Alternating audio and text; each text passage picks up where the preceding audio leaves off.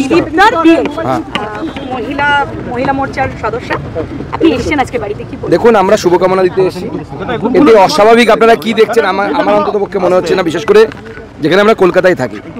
এর আগে আপনারা বহু রাজনৈতিক ব্যক্তিত্বের বিয়ে দেখেছেন, যদি বলেন প্রিয়রঞ্জন দাসমুন্সির বিয়ে দেখেছেন, আপনারা ইন্দ্রজিৎ গুপ্তর বিয়ে দেখেছেন, তিনি আবার ধর্ম পরিবর্তন করে বিয়ে করেছিলেন। তো বিয়ের মধ্যে অস্বাভাবিক কিছু নেই। রাজনীতিতে যারা থাকে, সামাজিক জীবনে যারা থাকে, তাদের সমাজের কাজ, রাজনীতির কাজ করতে করতে অনেক দেরি হয়ে যায়। যেমন প্রিয়রঞ্জন দার হয়েছিল, অনেক পরে উনি বিয়ে করতে পেরেছিলেন। অনেক রাজনৈতিক ব্যক্তিত্ব আছে যাদের এরকম হয়েছে। তো স্বাভাবিকভাবে আমরা মাননীয় দিলীপদার এবং তার আগামী নববধূ যিনি আসছেন, তাদের আগামী জীবন অত্যন্ত শুভ হোক, ভালো হোক। সবারই জীবনে এটা ব্যক্তিগত ব্যাপার, এটা ব্যক্তিগত পরিসর। আমার সেই জন্য মনে হয় ব্যক্তিগত পরিসরে কারো বেশি না ঢোকাই ভালো। আমরা পার্টির তরফ থেকে শুভেচ্ছা জানিয়েছি এবং তাদের আগামী জীবন সুন্দর হোক, সুখী হোক, এটা আমাদের কামনা। বিয়েটা একদমই ঘরোয়াভাবে হচ্ছে, উনি যেটা আমাদেরকে জানিয়েছেন। আজকে সন্ধ্যাবেলায় সম্ভবত বিয়ে। আমরা শুভকামনা দিতে গেছিলাম, শুভকামনা হয়ে গেছে। বিয়েতে আমাদের থাকা সম্ভব না। আমি নিজে বালুঘাট চলে যাচ্ছি আজকে, গোটা দিন বৈঠকের পর আমার নিজের এলাকায় যাওয়ার বিষয় আছে। তো যারা থাকবে তারা এক দুজন খুবই ক্লোজ যারা, তারাই আসবেন। কিন্তু সংঘের প্রচারক দিলীপ দা সেই জায়গায় না, এখানে আপনাদের ভুল হচ্ছে। সংঘের প্রচারককে যখন রাজনীতিতে পাঠানো হয়, অর্থাৎ নেতা করে পাঠানো হয়, সঙ্গে দু টাইপের প্রচারক আসে।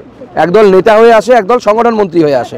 সংগঠন মন্ত্রী হয়ে যারা আসেন তারা প্রচারক থাকেন, কিন্তু নেতা হিসেবে যাদেরকে পাঠানো হয়, অর্থাৎ সভাপতি, জেনারেল সেক্রেটারি, এই সমস্ত পদে যারা থাকে, জেনারেল সেক্রেটারি অর্গানাইজেশন, তারা কিন্তু প্রচারক থাকে না। প্রচারক থেকে তাদেরকে নিবৃত্তি দেওয়া হয়। উদাহরণস্বরূপ অটল বিহারী বাজপেয়ী এবং লালকৃষ্ণ আডবাণীর উদাহরণটা আমি বিশেষ করে রাখবো, কারণ উনি বিবাহিত ছিলেন, সেই জন্য।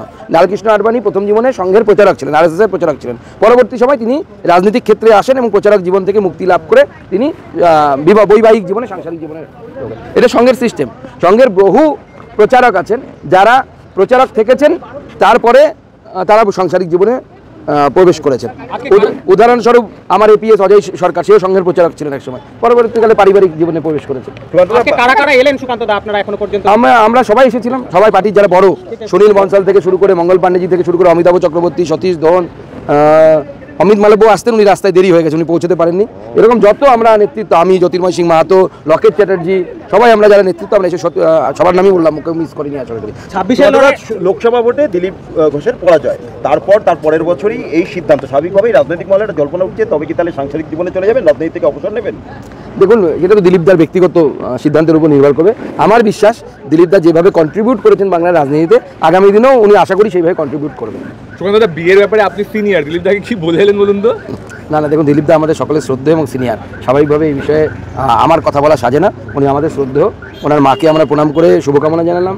ওনার মা খুব খুশি। ওনার মা আপনারা শুনেছেন নিশ্চয়ই, মায়ের জন্যই প্রায় বিয়েটা করা আর কি। তো স্বাভাবিকভাবে মাকে দেখার লোক চাই, মা এখানে এসে আছেন। উনিও খুব চিন্তায় ছিলেন যে আমার নারুকে কে দেখবে। বর্তমান প্রাক্তনকে কি উপহার দিলেন? আমি মিষ্টি, ফুল, ধুতি, শাড়ি এগুলো দিয়েছি। বিয়েতে যা দিতে হয় আর এগুলো আমি বলতে পারবো না। আইনি মতেই বিয়েটা হবে আজকে, আইনি মতে এবং বৈদিক মতে দুটোই হবে। ধন্যবাদ।